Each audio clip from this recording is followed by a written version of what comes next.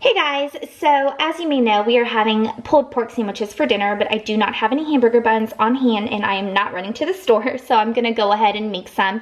The recipe I am using is a 40-minute homemade brioche hamburger bun, and it's an adaptation of the Taste of Home recipe. I don't know if any of you have seen that, and the reason why they call it brioche is because the dough is a little bit more enriched with an egg, butter, and milk. And so the recipe is 40 minutes long because it has a lot of yeast in it, 2 tablespoons of instant yeast.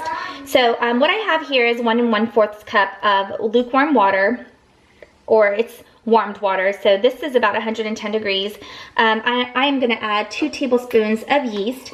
I'm actually using active dry yeast, so I'm going to have it proof for about 5 minutes. Mommy. Hold on a second, babe. So I'm gonna go ahead and put in the 2 tablespoons of yeast. And then I'm gonna go ahead and add the sugar so that the sugar can, help the yeast proof. So the recipe calls for 2 tablespoons of sugar.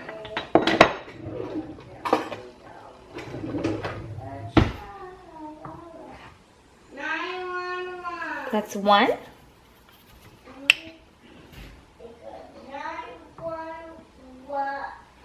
And 2. So I'm going to let that sit for about 5 minutes. You just kind of mix it in.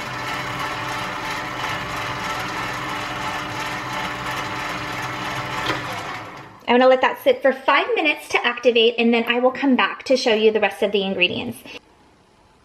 So I just wanted to quickly mention, so the recipe does call for milk because it is an enriched dough, but I used water, and I'm going to actually add some milk powder to the recipe. We're running low on milk, and I do a lot of baking with milk powder. So this is a great substitute, and it'll work just as well. And I use King Arthur's Baker's Special dry milk, and so King Arthur believes that their milk helps the bread to rise even better than the store-bought non-fat milk powder, but either one will work. You use what you have on hand. If you have milk, you use milk. If you have milk powder, do that. So anyways, I'm still letting this proof for another few minutes or so, and then we will be back to mix up the dough.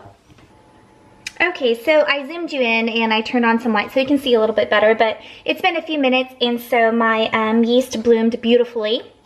So it's time for me to add the rest of the ingredients. So far we've done the water, the yeast, and the sugar. So now we need the butter. So it's a 1/3 cup of unsalted butter. And if you microwave your butter, please, double check the temperature of your butter as well, because if it's too hot, if it's over 110 degrees, you can kill your yeast, and you don't want that. Otherwise, your yeast won't rise, or your bread dough won't rise. Now we're going to put in the egg. Break it up a little bit and dump it in. And then now we need the flour. So this recipe calls for 3 1/4 to 3 1/2 cups flour. I personally like my dough on a little bit stickier side. So let's see what we need here. So I'll start off with the minimum, 3 1/4. 1,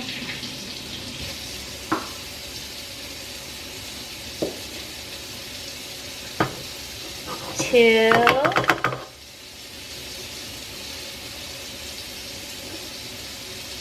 3, and I'm going to eyeball a 1/4 cup here.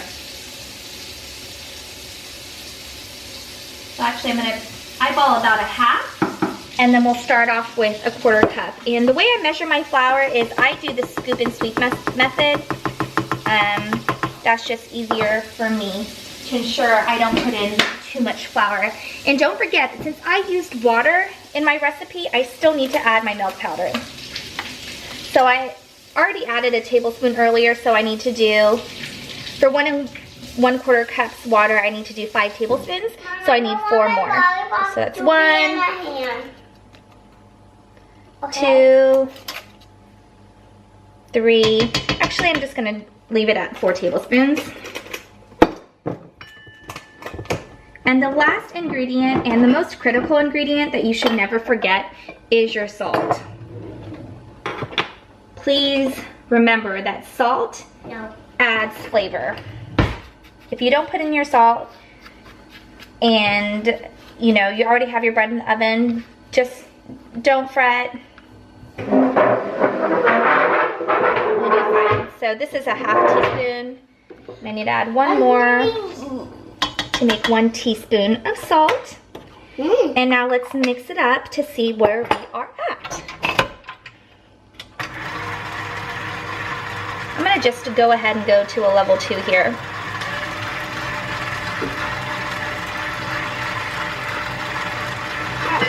And I don't want my lollipop. Okay, baby. We're gonna be into 4 minutes. Yeah? Yeah. That makes it 2. Well, the mixer is doing all the work. We don't need to mix anything. I want to mix 2. There's nothing to mix. I want to mix. There's nothing to mix, babe. Okay. And I want to mix different things. So I usually like to help I do it. the dough move along by scraping the sides. Can I do it? On the hill. Wait, baby. Wait. I'm going to mix.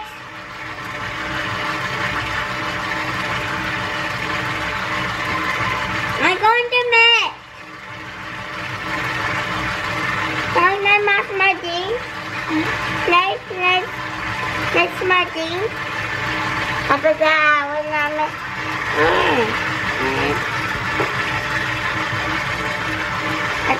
I can work.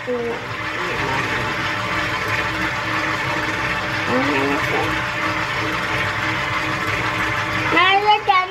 Most likely I'll need to add more flour, so I'm going to go ahead and do that. Just add it a little bit more.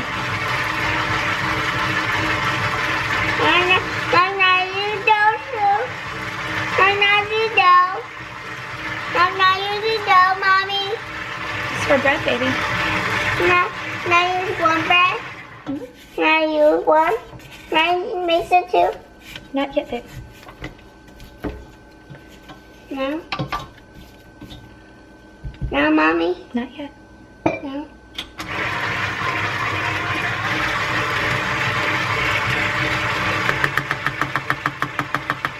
So if you make bread enough times, you usually develop the eye for the way dough looks.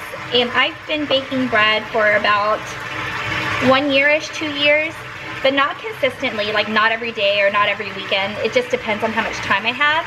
And so I have not developed that eye yet. I probably can sit here for a really long time. I'm gonna shovel for the flour, sweetie. But I'm pretty sure I need to add the rest of this flour. So that totals 3½ flours that I use, 3½ cups of flour that I use for this recipe. And we'll see if I need more. But like I said, I like my dough to be wetter than most. And I tend to scrape to make sure everything gets in.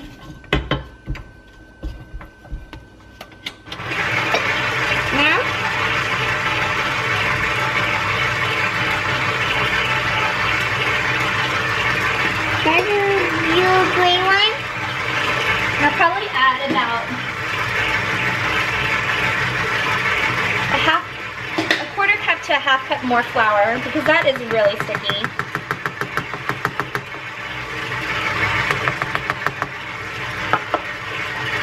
I'm not mixed too.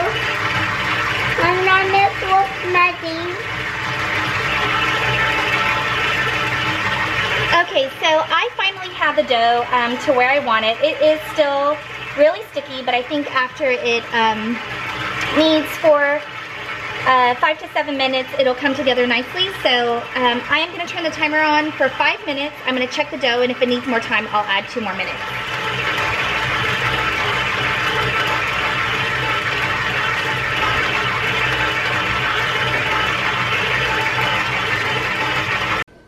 Okay, so my bread took about 7 minutes to knead, and now I'm just gonna roll it out on my board here, and I'm not going to flour it. You want to avoid putting too much flour in your dough because, you know, this dough, the gluten has developed and, you know, well, it's developed, and if you put in raw flour, fresh flour into your dough, that flour hasn't developed its gluten, so it would result in a denser, tougher dough or bread, and you don't want that. You want a tender, soft bun. So I'm still new to all of this. You know, I don't think that I'm an expert in any way, but I do know that the less flour you can add at the end, the better. So I'm just kind of bringing this together into a ball. You know, you absolutely don't have to do that. And there it is. There's my dough ball. So there it is. And what the recipe calls for is for you to immediately put it in, or divide it into 12 sections and make your buns. But I think I'm just gonna let this rest for a few minutes, and then I will come back to it.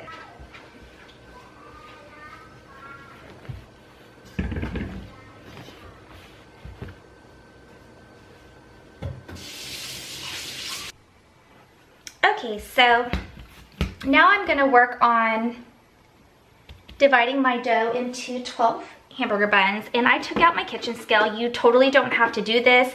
You can eyeball it, but I am just going to use my scale.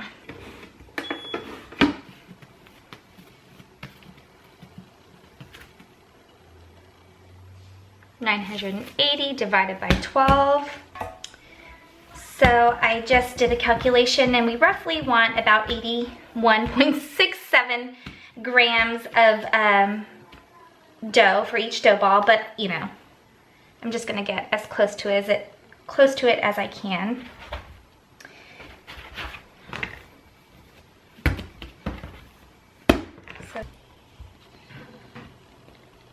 Okay, so I have my 12 dough balls, and now I'm gonna roll it into hamburger bun shapes.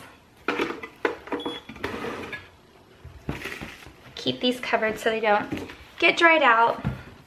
But what I do is I kind of pinch it into a ball. And then from there, I roll it into another ball. And I kind of cut my hands into a C shape and put it right on top. And then I just let the ball run around the curves of my fingers. So that's one.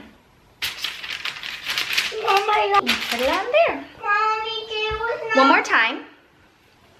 I don't even know if I had it in the camera. So I make a dough ball by pulling and pinching, making a smooth top. And my dough is a little sticky, so it's a little bit harder to handle. So I make a ball. Yeah, Mommy. I put the pinch down, side down, cut my hand, and roll the dough in my hand. Yeah, Mommy.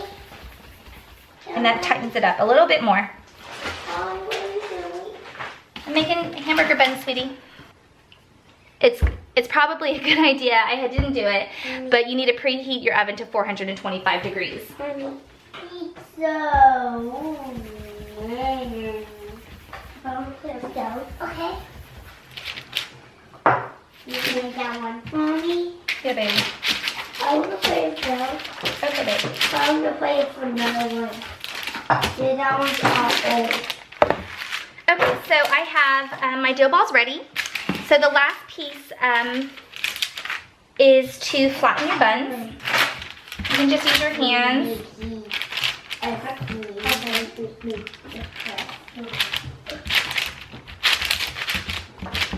think I'm gonna spray my hand so it doesn't stick.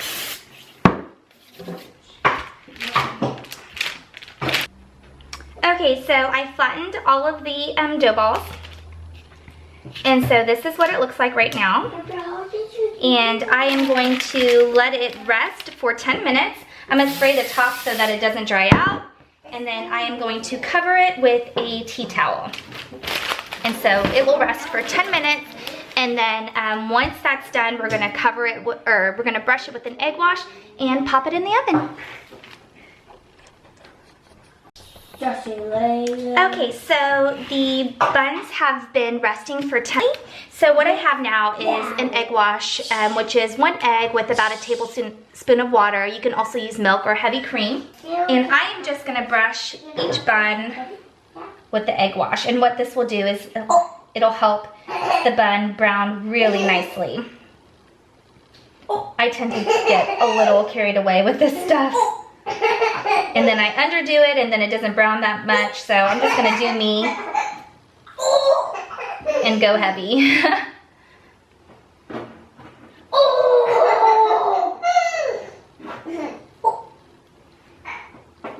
So you can top the buns with poppy seeds or sesame seeds. I like to put like everything bagel topping on it. But I think what I'll do today is just leave it plain. Excuse my kids in the background. They like to say the word booty. If it's just not a regular day in our household, unless they say booty, belly button, or underpants. So there you go. And just to show you, I will actually sprinkle it with some toppings. So I'm just going to sprinkle some with poppy seed. I love the way the poppy seed looks. Hey Dad, why you take my scissors?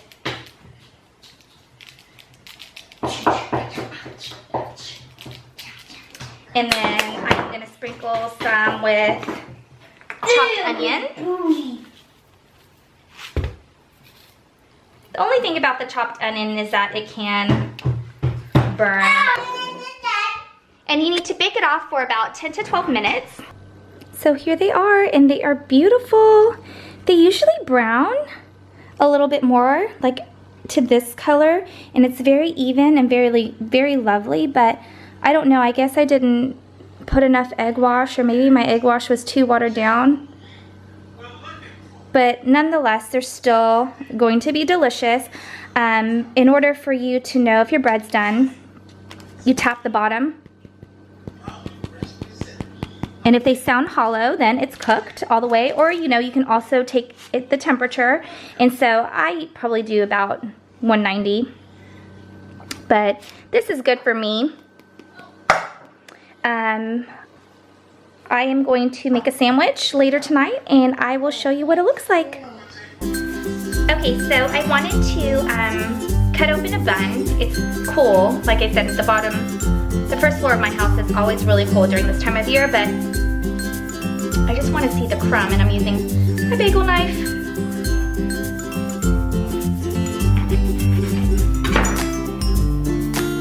Okay, so it's still a little bit warm, but can you see that? And it's so super soft. It's really lovely.